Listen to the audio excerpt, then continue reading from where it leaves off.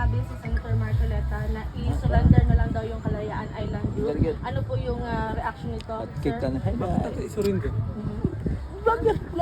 Pangit yung salitang isurrender. I don't want to hear that words, surrender. Ang dami na nagbuhis ng buhay para sa kalayaan natin.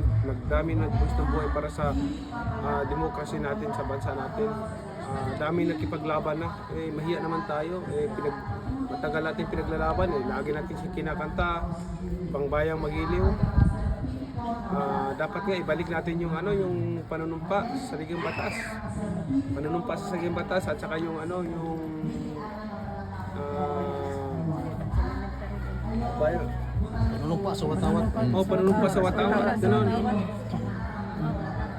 Pero gina-consider mo ito sa na parang walang pagrespeto sa ating sovereignty or sa ating Philippine territory kung i-surrender ito sa China. Bakit naman natin i-surrender? Ayaw ko marinig yung salitang surrender. Sa boxing hindi ako wala sa isip yung surrender. Kahit sa boxing wala sa isip ko yung surrender.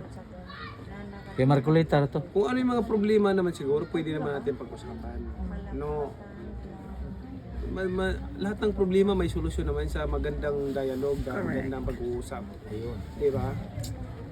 Yun lang kailangan. I'm sure, hindi din naman gusto ng China na magkipag-away o depende na lang sa reaction natin yan. So, kailangan natin ipaglaban yung natin, yung karapatan natin as our nation sa territory natin. Okay, last boss, happy Valentine's. Message na lang. Happy Valentine's Day. Araw ng mga puso. Happy ang tagapakman. Okay, boss. Go. Happy Valentine's. Happy kaming lahat. Happy ako. Kasi sa amin nga, lagi namang Valentine sa kaming mag-asawa eh.